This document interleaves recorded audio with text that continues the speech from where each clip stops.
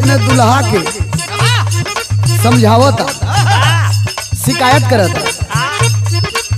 साझी के नाच देखे गैला बारात में,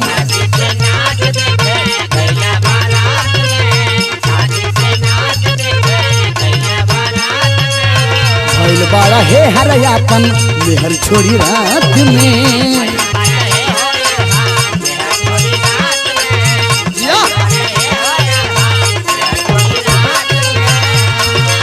साझी के नाच देखे गैला बारात में, भइल बाड़ा हे हरयापन मेहर छोड़ी रात में। होने तू कैला भोर हरिया हो, भोर हरिया हो, जाने का देख के तू अइल का कैल, मीठा मीठा कथे कमरिया हो।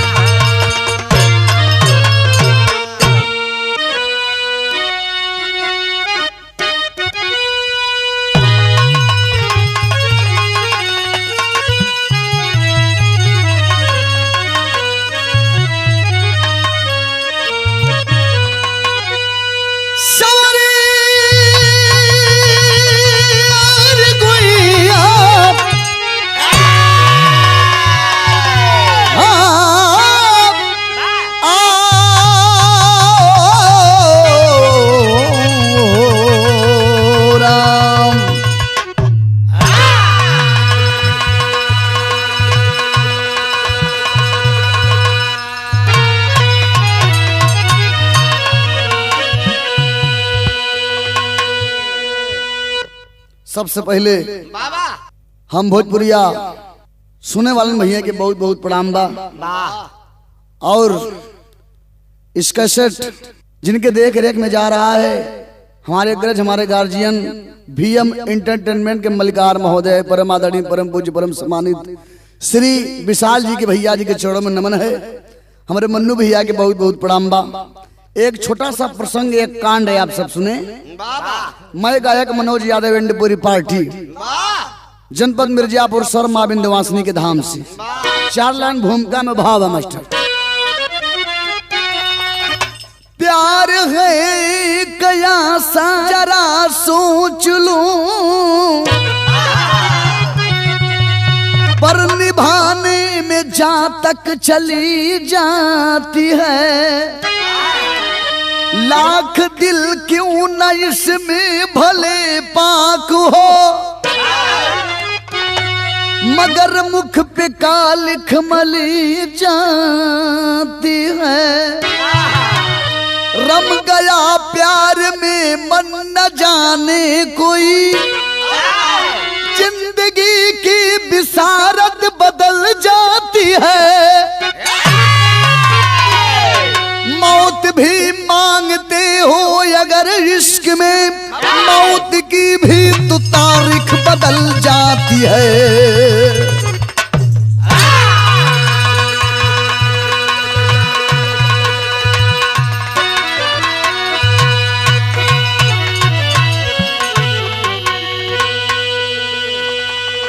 मेरे सुनने वाले साथियों, खास तौर से मेरे युवा साथियों, खूब प्यार करो, जम के करो, लेकिन किसी की जिंदगी के साथ खिलवाड़ मत करो, क्योंकि प्यार करना बड़ी बात नहीं होती है, प्यार को निभाना बड़ी बात होती है।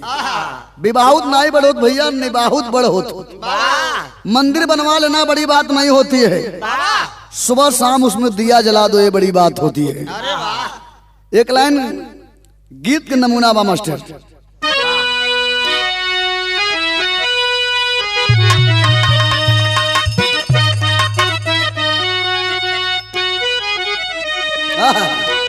मुझे तेरी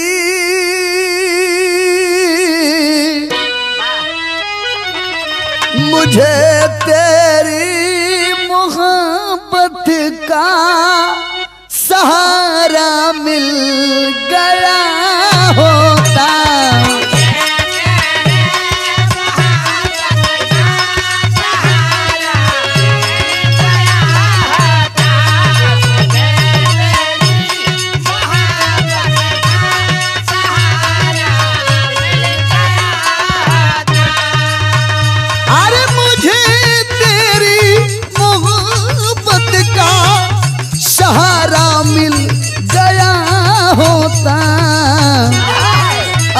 होती तू पास में, अगर होती तू पास में तो किनारा मिल गया होता।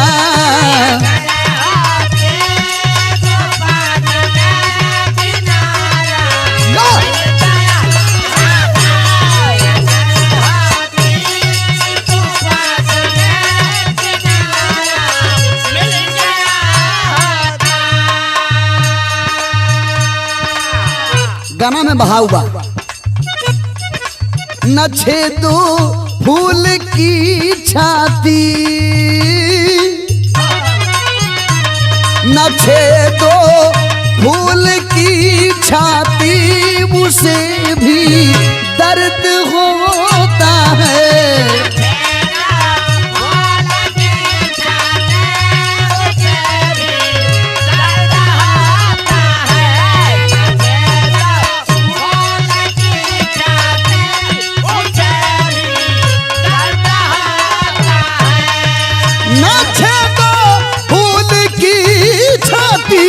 उसे भी दर्द होता है, अकेले टूट के तारा, अकेले टूट के तारा बेचारा बन के रोता है।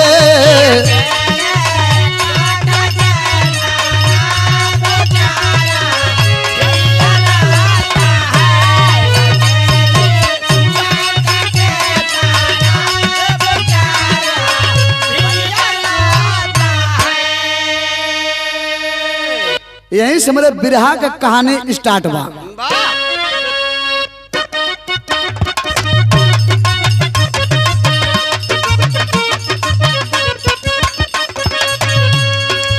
गुजरात अंदर शंभू साहू का परिवार रहा, गुजरात अंदर शंभू साहू का परिवार रहा, बाजार में जिनका साड़ी का व्यापार रहा।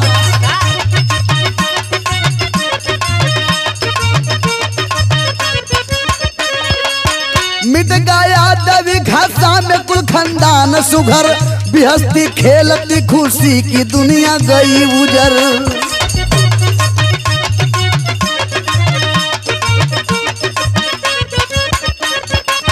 बचा इकलौता बेटा जो कि नौ निहाल रहा, बचा इकलौता बेटा जो कि नौ निहाल रहा, था जो नाम राम स्वरूप जय सवाल रहा।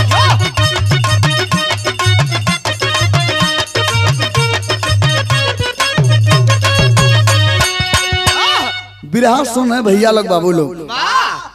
गुजरात प्रांत के अंदर एक बाजार जने बाजार का नाम बतावल गई जहानाबाद बाजार। जहानाबाद बाजार में एक परिवार जने परिवार के मुखिया का नाम शंभू जायसवाल, पत्नी का नाम निर्मला। निर्मला के कोख में पल रहा 6 महीने का मासूम बच्चा। दोनों प्राणी मन ही मन हे भगवान से कामना करत हुन कि हे परमात्मा, हे सदगुरु भगवान, अगर बढ़िया बढ़िया से दिन दिखाईबा, हम अपने बिटवा हो चाहे बिटिया, अपने लड़का के मुंडन तोहरे यहाँ आए के तोहरे नाम पर मैं करेंगे। ये भैया हो धीरे धीरे 6 महीना 7 महीना 8 महीना 9 महीना बीतल, बड़ा सुंदर का एक बेटवा पैदा है। जब बेटवा पैदा भल, आज बाबू माई की बड़ी खुशी है। लड़का धीरे धीरे 1 महीना 2 महीना का भल कि एकाएक बाबूजी दुनिया को छोड़ करके चले गए। 2 महीने का मासूम बच्चा है, पिताजी का साया सर पर से उठ गया। माँ अपने 2 महीना के बेटवा के लेकर के अपनी जिंदगी को यापन कर रही है। धीरे धीरे 2 महीना 4 महीना 6 महीना तक नहीं बीतल पंचो। यही बदे कहल गईल है, दुखवा पड़े गिन गिन जेकर, दिन भी गए समय खराब होता तो खराब हो चल जाता। आज 6 महीने का बेटा हुआ है जिसका नामकरण हुआ है राम स्वरूप जायसवाल। गुजरात प्रांत के अंदर एक ऐसी दैविक हादसा घटी जिसमें दब करके माँ भी मर गई।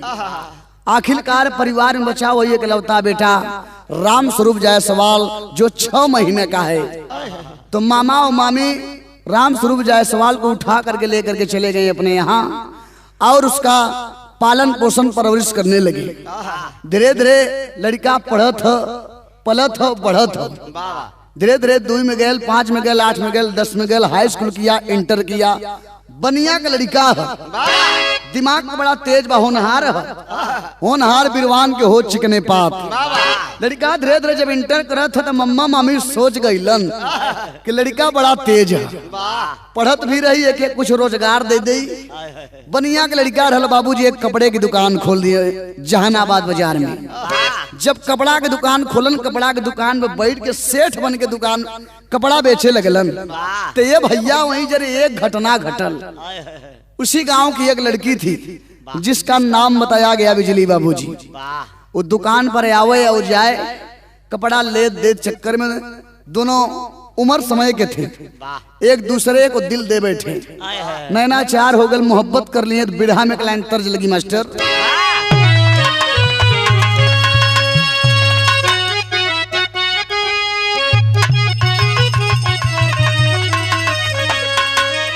वह गीत का लाइन बा, पारंपरिक गीत बा। एक माई बहन भी है, शादी में बड़ा प्यार से गावेले। कौन गीत बा मास्टर? कैसे? कि आपन खोरिया, कि आपन खोरिया बहराए फलाने राम,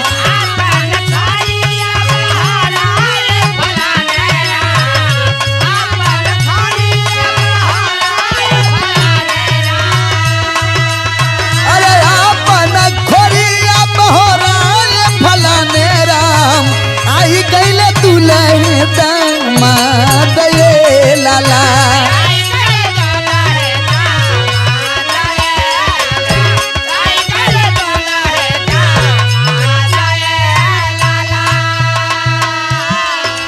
अरे बैठे के मांगे दुल्हा के बल कुरुसी हो,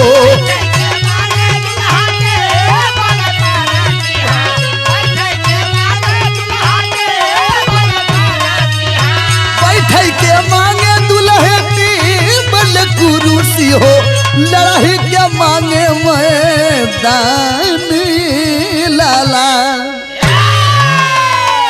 ए भैया हो, गीत से बढ़िया भाव बा गाना में। जब दोनों एक दूसरे के दिल दे बैठे, जीने और मरने की कसम खा लिए, जियब तो तोरे संगे मरब तो तोरे संगे। बिरहा में भाव लगल मास्टर।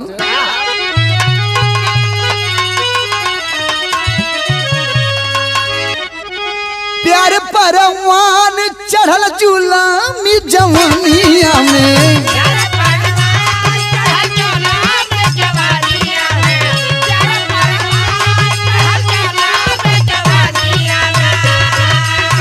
प्यार परवान चढ़ल जुलामी जवानिया में, जिन्हें नहीं जतिया को जाते भैया।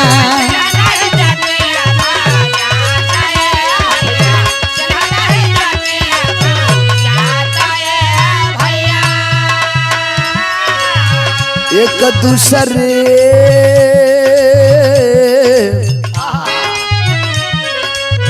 एक दूसरे का दोनों धई के अंगुरिया रमा,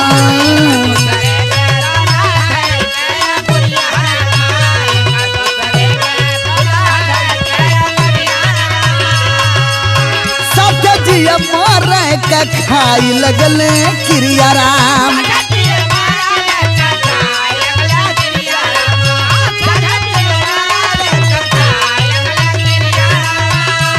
घर बसावल जाए दूर कहीं दुनिया में,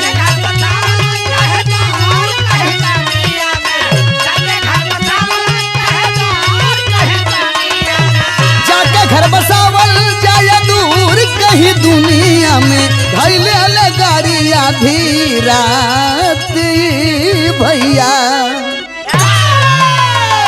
ये भैया हो, दोनों जब दूसरे के दिल दे बैठे, तो यही गांव समाज कि चोरी से मिलना जुलना शुरू कर दिए। कहीं है बिजली जी अब तो तोरे संग है, बिजली कहे तो हमहू मरब तो तोरे संग है, बिना तोरे जिंदगी में बिता नहीं पाऊंगी, मर जाऊंगी मिट जाऊंगी। दोनों यही गांव समाज के डर से चोरी चोरी मिलना जुलना शुरू कर दिए। तब भैया कई दिन एक न एक दिन चोरी पकड़ी जाती है।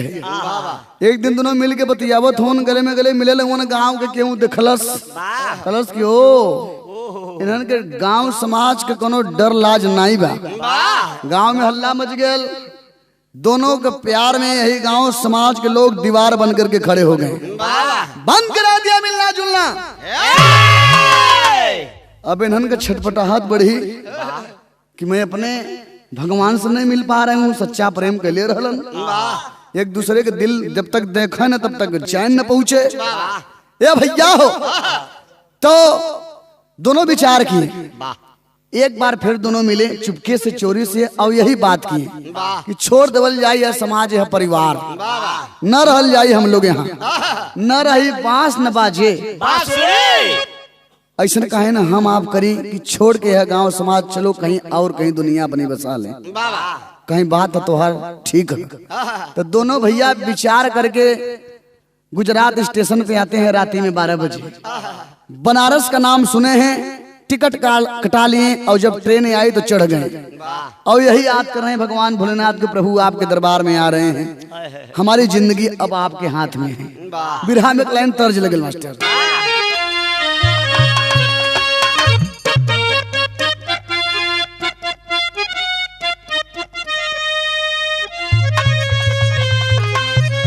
बाबा बड़ी प्यारी गीत भाई कि हम प्रीतिया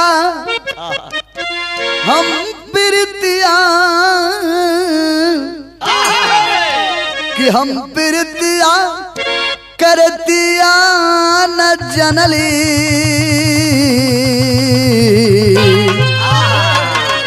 कि हम प्रीतिया करतिया न जनली, ये जिंदगी जवान हो गई।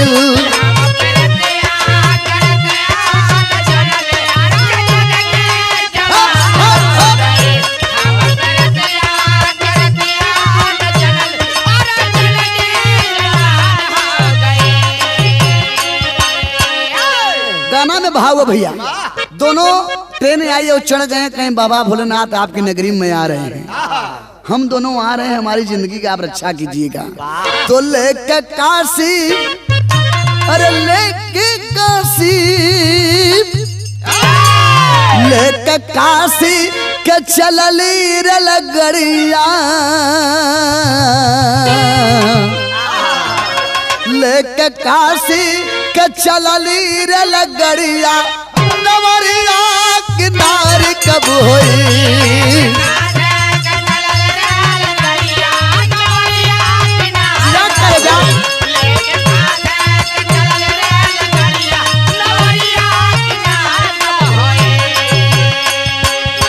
अरे लेके काशी के चलली रे लगड़िया, अरे नवरिया किनारे कब हुई। अरे बिहान अइली बनारस सहरिया, अरे बिहान अइली बनारस सहरिया, नवरिया किनारे कब हुई।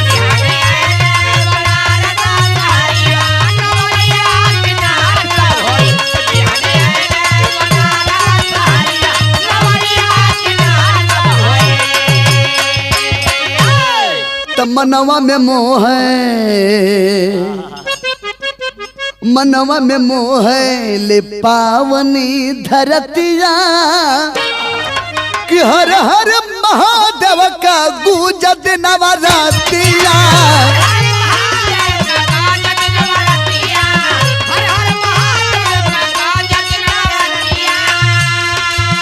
अरे लिहले बाजारे में भाड़े का कोठरिया, लिहले बाजारे में भाड़े का कोठरिया, नवरिया किनारे कब हुई। ए भैया हो गुजरात स्टेशन पर से गाड़ी चली है। धीरे धीरे धीरे धीरे करके सुबह होते होते बनारस कैंट पर जब आकर के रुकी तो दोनों ट्रेन पर से उतरे हैं। सबसे पहले बाबा विश्वनाथ की धरती को प्रणाम कैलन और जाते हैं कहाँ, सुंदरपुर बाजार बनारस में भाड़े का रूम ले लिए और रहना शुरू कर दिए। 2 दिना 4 दिना हफ्ता 10 दिना बीतल। शाम का बेला बा, दोनों प्रेमी प्रेमिका खाए पी के जब सुतलन तो तने से बिजली के आंख में आंसू है, चेहरा उदास है। राम स्वरूप की नजर पड़ी, देखलन कलन घरे बिजली तुम्हारे आंख में आंसू, क्या बात है, क्यों रो रही हो? कलन की क्या बताऊं मैं तो बहुत बड़े धर्म संकट में हूँ। कहम पगली साफ साफ बताओ बात क्या है, क्या छिपा रही हो तुम मुझसे? निसंकोच बोलो ना, मैं पूरा करूंगा। कहने कि हमारे एगो तमन्ना रहल कि मैं पढ़ लिख करके IAS PCS का अधिकारी बनूं। मैं तो आपके संग चली आई, मेरा घर परिवार सब छूट गया, साथ में मेरा सपना भी अधूरा रह जाएगा। अब मेरा ये सपना कैसे पूरा होगा? इतना बतिया कहत हो, आंख से झरझर झरझर आंसू गिरे थे पंचो। राम स्वरूप इतना बतिया सुनलन, बिजली के होठे पे हाथ रख दिलन, कहलन कि बस बस अब इससे ज्यादा न बोलो, पोछ लो आंसू बिजली पोछ लो। मैं मेहनत करूंगा, मजदूरी करूंगा, परिश्रम करूंगा, लेकिन मैं तुम्हारे सपने को साकार करूंगा। मैं तुम्हें पढ़ाऊंगा लिखाऊंगा, IAS PCS का अधिकारी बनाऊंगा। ये भैया हो, इतना सांत्वना बधौलन सुबेरा बहल। राम स्वरूप बनारस बाजार में गए, जवान रिक्शा उठा लिया, लगलन बाजारे में रिक्शा चलावे, दिन भर मेहनत करें, मजदूरी करें, पसीना गारत पोछत दिन भर समय बितावत, जो 5 रुपया पैसा पावे, शाम के लिए आके बिजली के झोली में डाल दें। कहें पगली पैसा ले, इससे अच्छा किताब कॉपी कलम बैग ओढ़ना कपड़ा तुम खरीद लो और किसी अच्छे कॉलेज में जा करके अपना एडमिशन करवा लो। ये भैया हो, जब बिजली इतना पैसा पहली न, बढ़िया बढ़िया हर एक सर सामान पढ़े लिखे वाला पहने वाला सब कुछ ले करके और गई जाती है कहाँ, BHU कॉलेज में, और 2 सब्जेक्ट से एडमिशन होता है। और जब एडमिशन भयल ते आज बिजली बड़ी खुश है। सब रवे का बेला बा, बन ठन सज संवर के बस्ता लटकाई के, और तनी का पहिरावा कैसन बा। जब कॉलेज चलत हो त एक लाइन बिरहा में हमारे चंद्रिका गुरुजी तनी श्रृंगार का वर्णन कैलन, तर्ज बा एक लाइन छवि भैया।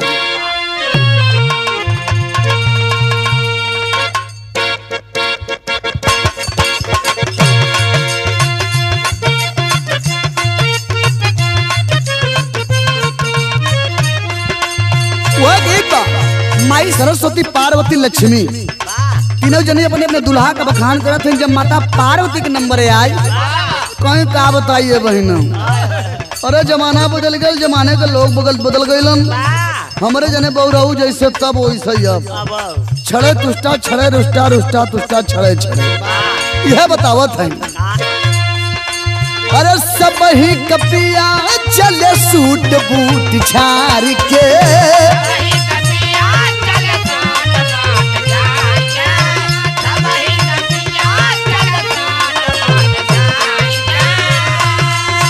चले 4 चक्का गाड़ी साजया संवार के।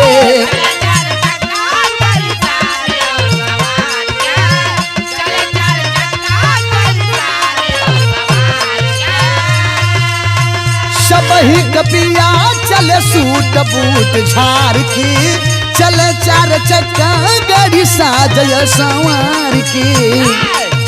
अरे राजा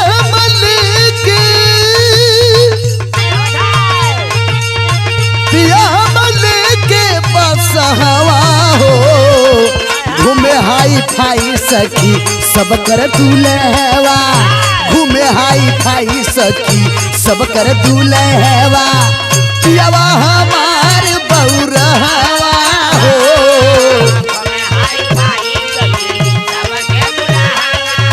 पियावा हमार बौरहवा हो।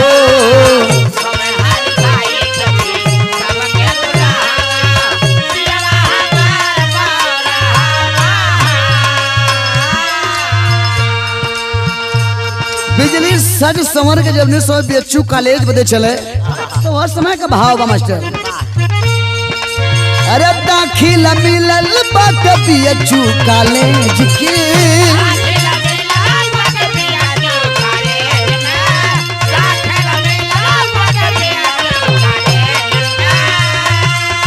नित जाए लगली बबनी ले नॉलेज के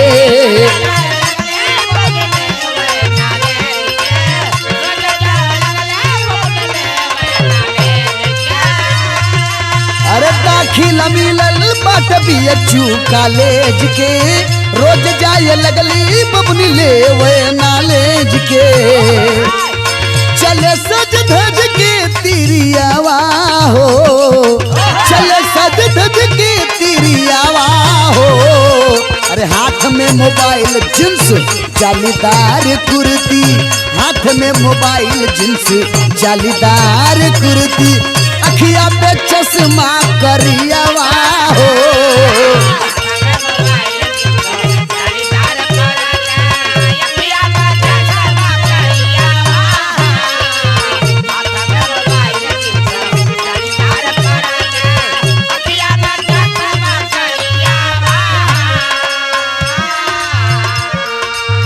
अरे पर्स पास अरे पर्स पास गड़ी हाथ कान्हे बेगल लटकाई के पर्स पास घड़ी हाथ कांधे बेगल लटकाई के पढ़ लगली बबुनी धियनवा लगाई के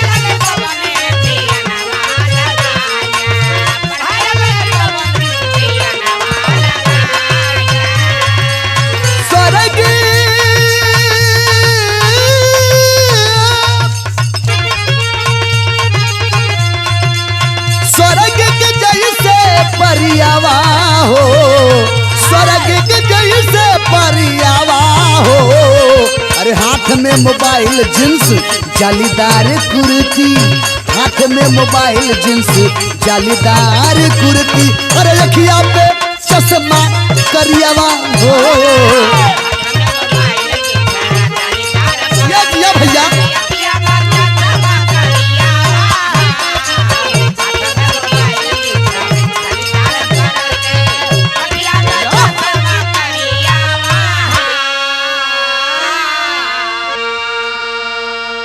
ए भैया हो बिजली जब बन ठन सज संवर के जब कॉलेज जाने लगी तो देखवैयन के धरवैया लगे बड़ी नीक लगे भैया हो।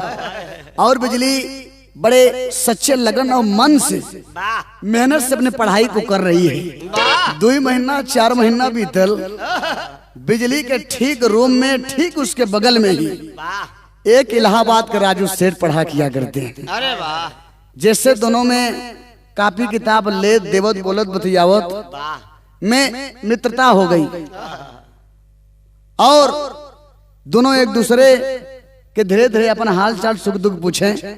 राजू सेठ बराबर बिजली से पूछे करे बिजली अगर तुम्हें किसी प्रकार की कोई दिक्कत हो कोई कमी हो तो निसंकोच तुम मुझसे बोल सकती हो तुम मुझे अपना समझ सकती हो मैं ये तुमको आश्वासन दे रहा हूँ। ये भैया हो बिजली पढ़ के एक दिन के बाद जब कॉलेज से जब आती है अपने रूम पर शाम का बेला बा खाए पी के दोनों जने बतियावत हुन बतियावते बतियावत तने से चर्चा हो गया राजू सेठ का। बिजली लपाक से बोलस कलश के मेरे राम स्वरूप जी मेरे क्लासरूम में मेरे ठीक बगल में एक इलाहाबाद का राजू सेठ पढ़ा किया करते हैं जो बहुत अच्छे आदमी हैं बहुत दिल के धनी आदमी हैं जिनकर इलाहाबाद में 4 ज्वेलरी की दुकान भी है बहुत धनी आदमी हैं जो मुझसे मेरा सुख दुख बराबर पूछते हैं बहुत अच्छे आदमी हैं। चर्चा करे ता राम स्वरूप सुनलन एगो बात कहन की बिजली देख तुम किसी और के चक्कर में मत पढ़ो तुम अपना पूरा ध्यान अपने पढ़ाई पे लगाओ। मैं मेहनत करूंगा मजदूरी करूंगा और परिश्रम करूंगा मैं तुम्हारे लिए दिन रात एक कर दूंगा लेकिन तुम अपना ध्यान अपनी पढ़ाई पे लगाओ क्योंकि तुम्हारा सपना साकार करना ही मेरा परम उद्देश्य है। तुमको IAS PCS का अधिकारी बनना है। समझौलन तमाम प्रकार से बिजली और फिर धीरे धीरे समय बीतत था। और इधर राजू सेठ और बिजली एक दिन के बाद बा, दोपहरिया का समय बा, और कॉलेज से बाहर निकल करके एक दूसरे का हाथ पकड़ करके कंधे पर हाथ रख करके दोनों बनारस के बाजार में टहरते हुए दिखाई दिए। राम स्वरूप उधर से रिक्शा चलावत चले आ रहे हैं। जब देखला ना कि अरे ये तो मेरी बिजली है और बगल में एक कौन लड़का है, नजर पड़ी बाबूजी, लेकिन मन में थोड़ा सा तकलीफ है कि मैंने इतना समझाया, लेकिन बिजली आज पढ़ाई को छोड़ करके पढ़ने के समय बाहर टहल रही है। वो आती है तो मैं उससे सवाल करता हूँ, ये भैया हो सजमा के समय बा रोजाना की भांत जौने समय से बिजली रूम पर आवत रहल, वही समय राजू सेठ को भी लेकर के रूम पर पहुंचती है और परिचय कराती है राम स्वरूप जायसवाल से। देखिए यही है मेरे जिंदगी के मालिक, जो आज मुझे पढ़ा रहे हैं, लिखा रहे हैं, मेहनत कर रहे हैं, मजदूरी कर रहे हैं, यहाँ तक चूल्हा चौका बर्तन का भी काम करते हैं। और हाथ मिलाएं, दोनों एक दूसरे से हाल चाल किए। बड़ा अच्छा लगा कहने भैया आपसे मिल करके बहुत खुशी हुई। और जब इतना कर करके चले गए, राजू सेठ जब चले गए तो एक बार पुनः राम स्वरूप बिजली के समझावत हूं कि बिजली मैं मानता हूं कि जो तुम्हारे मित्र हैं, सुख दुख के साथी हैं, लेकिन मैं एक बात समझाना चाहता हूं कि पैसा कुछ है लेकिन पैसा सब कुछ नहीं है। पैसे से आदमी नालायक बन सकता है, विधायक बन सकता है, लेकिन पैसे से कोई गायक नहीं बन सकता। पैसे से आदमी लायर बन सकता है, कायर बन सकता है, लेकिन पैसे से कोई लिखने वाला शायर नहीं बन सकता। पैसे से आदमी डॉक्टर बन सकता है, इंजीनियर बन सकता है, लेकिन पैसे से कोई IAS PCS का अधिकारी नहीं बन सकता। अगर पैसे में ही इतना दम होता तो आज धीरू भाई अंबानी, टाटा बिरला के यहाँ IAS PCS की एजेंसी लगी होती। यह कुल समझावत हो भैया कि तुम अपना ध्यान अपने पढ़ाई पे लगाओ, क्योंकि तुम्हारे खुशी में ही मेरी खुशी है। मैं मेहनत कर रहा हूँ, मजदूरी कर रहा हूँ। अगर कल तुम पढ़ लिख करके IAS PCS का अधिकारी बन जाओगी तो मेरा भी सर्व गर्व से ऊंचा हो जाएगा।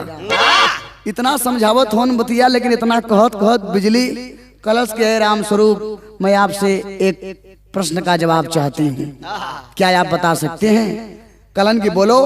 कलन की ठीक है, जब कल मैं पढ़ लिख करके IAS PCS का अधिकारी बन जाऊंगी तो यही गांव समाज के लोग जब पूछेंगे कि बिजली तुम्हारे पति क्या करते हैं, तो मैं क्या जवाब दूंगी कि मेरे पति एक रिक्शा चालक हैं। कितनी शर्म की बात होगी मेरे लिए बाबूजी। आज बिजली इतना बतिया कलश राम स्वरूप के करजवा बहक देख बित्ता नीचे बैठ गया। मन बड़ा दुखित हो गया कि बारे बिजली बा बड़ी ऊंची बात बोल देलू रे, बड़ी ऊंची बात बोल देलू। ये भैया हो खाए पी के सुतलन 2 दिना 4 दिना ऐसा ही बीतल। एक दिना के बाद बाकी बिजली शाम के आयल नहीं पढ़ के, जब पढ़ के नहीं आई बाबूजी 2 दिना 1 दिना खुजलन तो एक संगी बताया उसी कॉलेज का जो उसी रूम में पढ़ रहा है, राम स्वरूप जायसवाल से कह रहे भैया आपकी बिजली तो राजू सेठ के संगे हो गई, शादी करके भाग गई हो। तब इतना बतिया सुनन जौने का डर रहल भैया आज है हो गई। धोबी का कुत्ता घर का ना घाट का कलन जौने बिजली बदे हम अपन जहानाबाद बाजार गुजरात छोड़ करके जेकर सपना साकार करावे बदे, जेकरे खुशी में अपन खुशी देखली, अपन तमन्ना अपन इच्छा बनौली, आज हमारे सपना के सब माटी कैलस। बड़ा दुखित मन कैले हुन भैया, प्यार का मारा एकदम बेचारू एकदम रोवत हुन। बिरहा में कलाइन तर्ज लगल गुरुजी।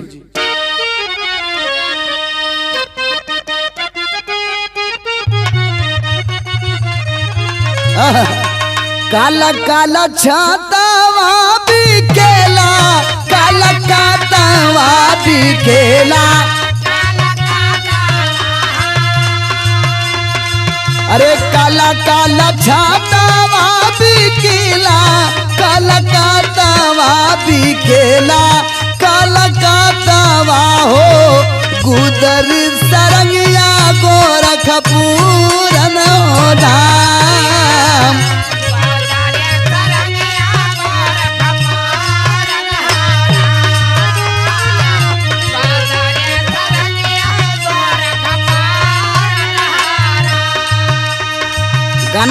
बा प्रेम में वियोगी रोगी बन गई ले बेगाना हो बन गई प्रेम में वियोगी रोगी बन गई ले बेगाना हो बन गई ले बेगाना हो लागत नवरत आज सब बहार अनोरा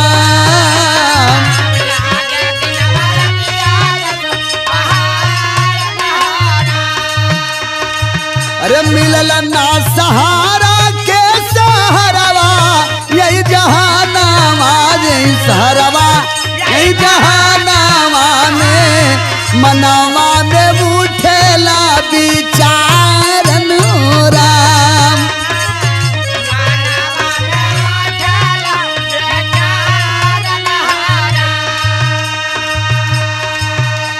भैया वो प्यार में आज धोखा खाए हैं समझ में नहीं आता कि हम जिंदगी कैसे जियब केकरे ऊपर ही जमाने में भरोसा करी सबसे आत्मा टूट गल कि हम जिए के का करब जिंदगी के कोनो मकसद नहीं रह गल ऐसे घूट घूट के हम कई दिना जियब बेचारू दिमाग हाफ हो गया कुर्ता सुर्ता फाड़ कहीं बनारस में पागल मतीन टहरे लगलन सोचो ना ऐसे घूट घूट के जिए से अच्छा बा कि जिंदगी के अपन गंवाई दे कहीं तब कहना है घटना घटायल एक दिन भोरहारिया में भोरा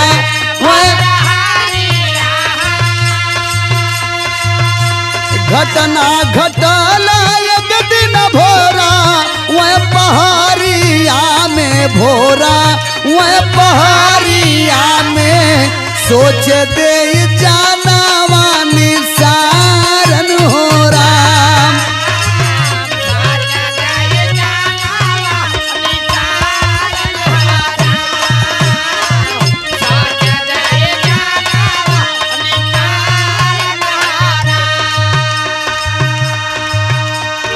राती में 12 बजे उठलन न भूख अच्छा लगा था न नींद अच्छा लगे था वही फटा कपड़ा है दिमाग भी आधा तिहा काम करता आधा नहीं काम करता कटलन सोचलन ऐसे घूट घूट के जिए से अच्छा बा कि अपन जिंदगी आज मैं गवा दूंगा जिंदगी गवावे बदे चलल हूँ कहाँ चलन चौका घाट पुलावा से दीपई चल के जाना हो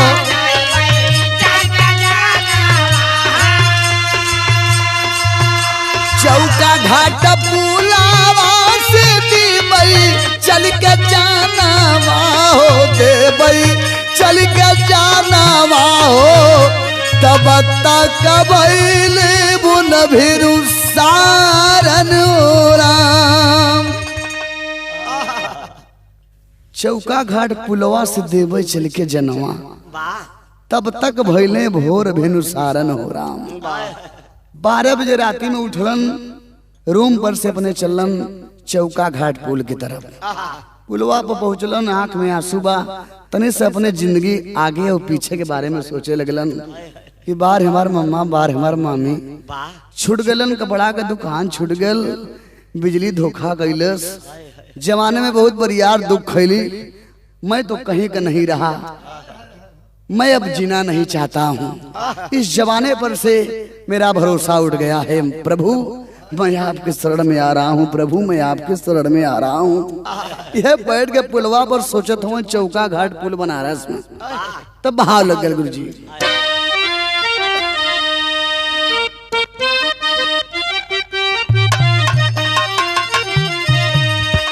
कि अरे मोरे राम जमाना जीव के काल हो गईल अरे जमाना जीव के काल हो जमाना जीव के काल हो गईल जे भी पर नारी के पीछे हुआ दीवाना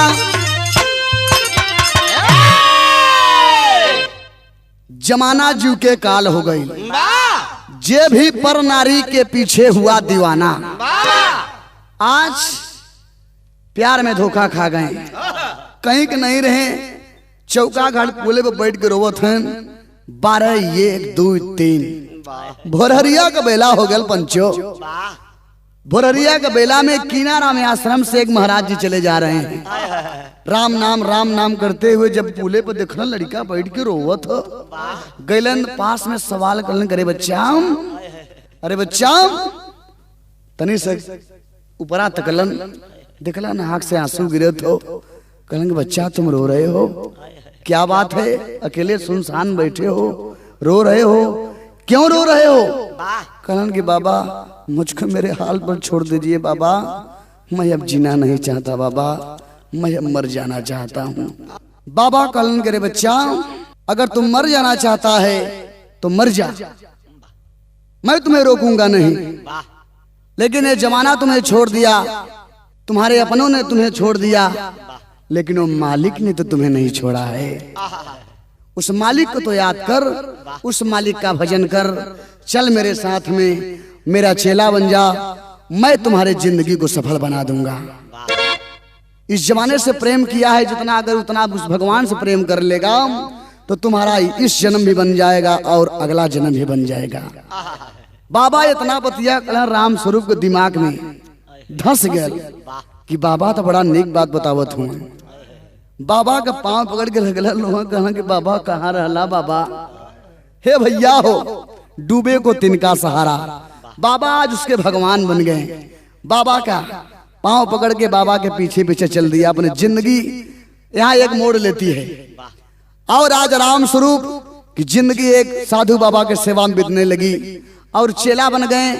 समय भी इतना है बाबूजी इधर की बात इधर छोड़ दीजिए। उर्धव जो बिजली चली गई थी राजू सेठ के संगे शादी कर गई तो शादी करने के बाद उसके पति की लत खराब हो गई। दारू बड़ा तेज पिए लगलन है। पियाई में उनकी दोनों किडनियां खराब हो गई थी। भाई धनी आदमी थे। लोग बताते हैं कि तन का बढ़ब ठीक बा धन का बढ़ब ठीक बा लेकिन मन का बढ़ब नहीं ठीक बा। मन बढ़ल है दारू के पियाई में दोनों किडनियां खराब हो गई हैं। जिंदगी और मौत के बीच में झूल रहे हैं और अपने स्वामी को लेकर के दर बदर भटक रही है। इधर की बात इधर छोड़ दे बाबूजी। इधर आज किनारा में आश्रम से महाराज जी अपने चेलों को लेकर के अपने शिष्य को लेकर के चले हैं कहा इलाहाबाद प्रयागराज कुंभ के मेला न हो वही बदी जहाँ पर लाखों करोड़ों संत महात्मा स्नान करने के लिए भजन भाव करने के लिए पहुंचे हैं। तो अपने अपने खेमा में सब अपना अपना समय बिता रहे हैं। रात तो बीत जाती थी लेकिन सुबह होता था तो भिक्षा मांगना पड़ता था। आज बाबा भिक्षा मांगने के लिए अपने चेला को भेजे हैं। तो इधर आज जब जोगी बन करके बाबा चले हैं भिक्षा मांगने के लिए तो यही भजन गा रहे हैं कि जो बाबा के झोली में 1 रुपया डाल देगा भगवान उसकी एक मनोकामना पूरी करेंगे। बाबा भजन गावत इलाहाबाद बाजार में चलल हुए पहुंचलन का स्वरूप रानी अस्पताल के ठीक सामने वहीं खड़ा होकर के अपना भजन गा रहे हैं। और बिजली अपने राजू सेठ पति को उसी अस्पताल में एडमिट करा करके बाहर मेडिकल पर से एक हाथ में कुछ दवाइयां हैं एक हाथ में बिस्लेरी का पानी है ले करके सड़क को क्रॉस कर रही है। क्रॉस करते समय जब बाबा के पास से नजदीक होकर के जब गुजर रही है तो बाबा का भजन उसके कान में पड़ा। यही भजन था कि जो बाबा के झोली में 1 रुपया डाल देगा भगवान उसकी एक मनोकामना पूरी करेंगे। इतना जब कान में आवाज गल बिजली तड़ से गल बाबा के चरण में भराई गल रोवे लगल कि बाबा एक कैसा भजन गा रहे हैं बाबा 1 रुपए में एक मनोकामना पूरी करेंगे बाबा मैं आपके झोली में कई हजार रुपया डाल दूंगी लेकिन मेरे पति को जिंदगी के बचा लीजिए बाबा। बाबा जब देखलन बिजली की तो थोड़ा सा ही चकलन लेकिन अपने आप को फिर बुझा लिए समझा लिए और बिजली से पूछलन कि क्या बात है बेटी बताओ कैसे हैं तुम्हारे पति कहाँ हैं क्या बात है तब बतावत हो।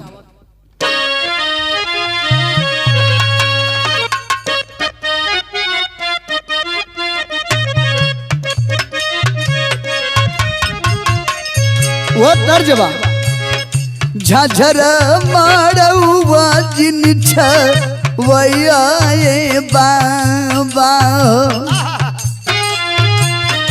झझरा मड़ुआ जिनिछा वही है बाबा हो लगी है सूरज वही के घाम हो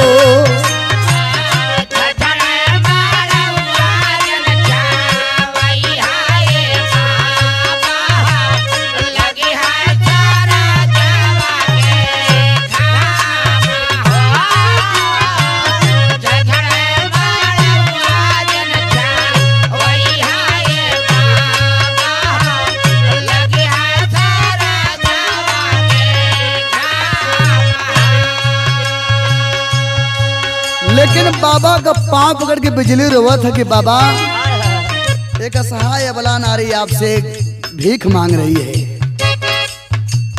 सुसुकी सुसुकी रोए लागल समनवा हो सुसुकी सुसुकी रोए लागल समनवा हो बोली बाबा से हथवा जोर हो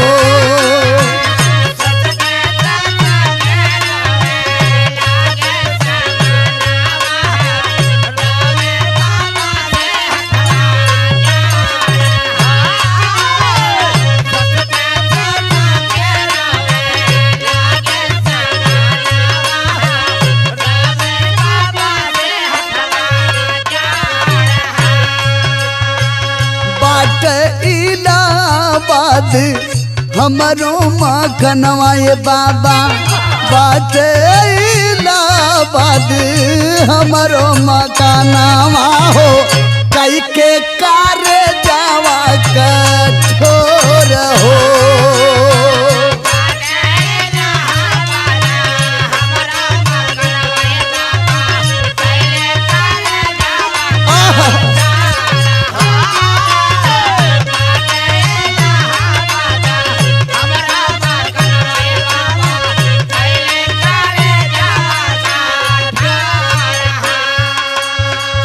यह कहा था कि बाबा वही कुछ दिन भइल हमार शादी भइले बाबा कुछ दिन आया बही भाप सदिया मुर भइले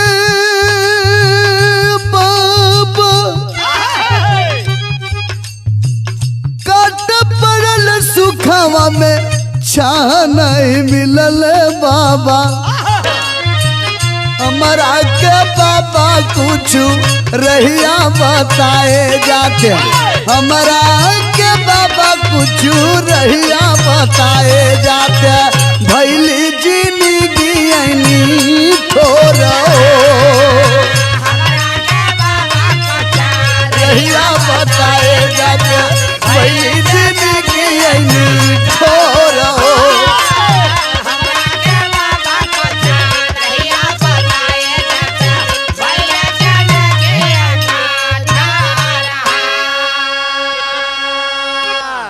बिजली बाबा का गलाई पकड़ के लेकर के चली है अस्पताल के अंदर तो आल्हा में भाव लगल गुरुजी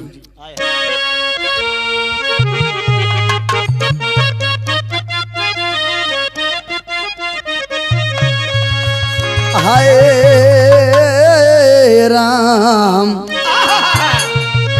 बोले साधु बाबल के बोले साधु बाबल के बिजली कनौआ भैया अपने सजाना माँ के देबू दिखाए मनवा में अपने बिजली करली गुननवा भैया अरे बिजली सजाना वहां से रगलिन हो मिलाए आज बाबा को लेकर के बिजली गई है राजू सेठ के बेड के पास में कहती है यही है मेरे स्वामी जी जिनकी आखिरी सांसें चल रही हैं बाबा थोड़ी सी आप कृपा कर दीजिए मैं आपको कई हजार रुपया दे दूंगी आपके झोली में 1 रुपया नहीं मैं कई हजार रुपया डाल दूंगी मेरे स्वामी की जिंदगी को बचा लीजिए बाबा इतना बतिया तो गलन तुरंत वहां से चलन कहाँ अलन कहाँ डॉक्टर साहब के चेम्बर में हाथ जोड़ करके बोलन कहा डॉक्टर साहब एक संत की वाणी है, आप मना नहीं करेंगे, मेरी किडनी को निकाल करके राजू सेठ को लगा दीजिए, यही मैं चाहता हूँ। औरों के लिए जो जीता है लाखों में वही एक होता है। डॉक्टर साहब कलन ठीक है बाबा, आप तो भगवान हैं। के अप्लाई डॉक्टर किडनी बदलियो दिहला, राजू सेठ गईल जिंदगी के पाए। जब किडनी ट्रांसफर हो गई बाबूजी, तो आज राजू सेठ के तबीयत में दिन ब दिन सुधार होने लगा। अब इधर बाबा की तबीयत दिन ब दिन बिगड़ती चली गई। आज राजू सेठ जब पूर्ण रूप से स्वस्थ हो गए तो बिजली आज बड़ी खुश है, मन मन सोच रही है कि आज बाबा की वजह से मेरे स्वामी की जिंदगी आबाद हो गई। जाती है पास में बैठ करके बाबा से बातें कर रही है, यही बोल रही है कि बाबा आप जल्द ही स्वस्थ हो जाएंगे, बाबा आप जब ठीक हो जाएंगे तो मैं आपके लिए अपने घर में मंदिर बनवा दूंगी और हम लोग साथ में रहा करेंगे। बाबा इतना बात सुनते हैं, कहने करे बिजली, बिजली शब्द जब सुनती है तो सवाल करती है कि बाबा बिजली अब मेरा नाम कैसे जान गए, बाबा अब मेरा नाम कैसे जान गए। कहेंगे छोड़ो मैं तुम्हारे बारे में बहुत कुछ जानता हूँ, तुम इतना ये बता दो कि तुम पढ़ लिख करके IAS PCS का अधिकारी बनी कि नहीं बनी। बिजली अवाक हो कि आखिर इस प्रश्न करने वाला ये शख्स है कौन। सवाल करती है कि बाबा अपना नाम बता दीजिए, बाबा बड़ी दया होगी। तब कलन करे पगली, मैं वही राम स्वरूप जायसवाल हूँ जिसके साथ तुमने जीने और मरने की कसम खाई थी, जो तुम्हारे लिए मैं अपना घर परिवार सब छोड़ करके तुम्हारे सपने को साकार करने के लिए मैं मेहनत किया, मजदूरी किया, दिन रात परिश्रम किया। यहाँ तक कि कभी कभी एक बेला रिक्शा चला करके आता था और खाली पेट पानी पी करके सूत जाता था। तो किसके लिए? तुम्हारे लिए। आज बिजली सोच रही है कि अरे ये बाबा राम स्वरूप कहीं आप तो नहीं हैं। बाबा के आंख से आंसू छलक गए। बाबा सोच गए कि समझ गई, लेकिन तब तक बहुत देर हो चुका था बाबूजी। बिजली को आज पश्चाताप की सीमा नहीं है। अपने प्यार का एहसास हुआ कि मैंने अपनी जिंदगी में बहुत बड़ा धोखा कर लिया है। झरझर जजय आंसू गिर रही है और हाथ जोड़ करके माफी मांग रही है। बाबा कि दिन ब दिन शक्ति उनकी कम होती चली जा रही है। बाबा मौत के गाल में धीरे धीरे समा रहे हैं। भाव लग गया, आखिरी लाइन में कहना है,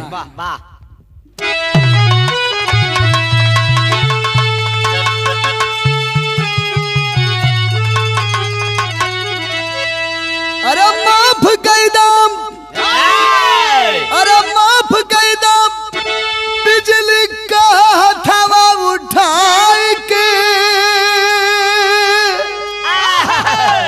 कहाँ छोड़ के जात बाटा, कहाँ छोड़ के जात बाटा, साथी संगवाली आई के कहाँ छोड़ के जात बाटा।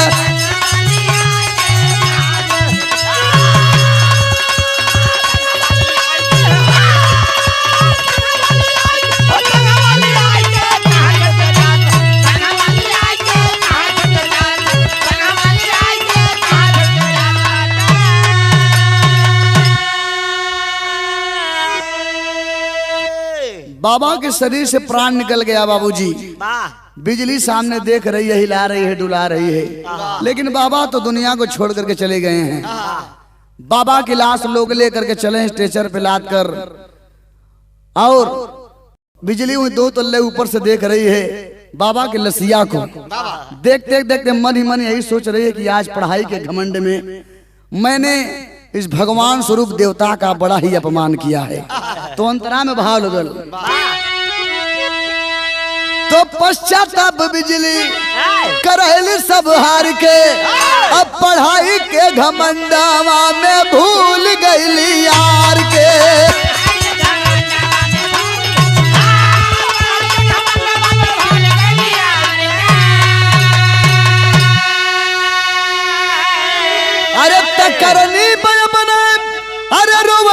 लखाई के कहाँ छोड़ी के जात बाटे, कहाँ छोड़ी के जात बाटे, साथी संगवाली आई के कहाँ छोड़ी के जात बाटे। दो तल्ले ऊपर से देख रही है कि मेरी प्रेमी की लाश जा रही है। जब मेरे लिए अपने जिंदगी का एक एक कतरा, एक एक खुशी, एक एक पल लुटा दिया, वो शख्स आज मरा है तो मेरे ही वजह से आज मरा है। तो एक बात पूरा पुनः फिर से प्यार उमड़ा है कि अगर मैं आपके साथ जी नहीं सकी तो मुझे मरने से भी कोई रोक नहीं सकता है। मैं आ रही हूँ आपके पास, मैं आ रही हूँ आपके पास। इतना कहते हुए बिजली दो तल्ले ऊपर से धड़ाम से नीचे कूदती है और कपार फटल, धरती खून से लाल हो गई। मौके पर बिजली की भी मृत्यु हो जाती है। दोनों की आत्माएं आज एक हो जाती हैं। तो कहना है गुरु जी, गुरु बिहारी, गुरु गणेश, गुरु रामलाल गमगीन। अरे बच्चन कहते कभी चंद्रिका गइल सितारा छीन, जमाना जीव की काल हो गई, जमाना जीव की काल हो गई। मन चंद्रिका के नया नया तरह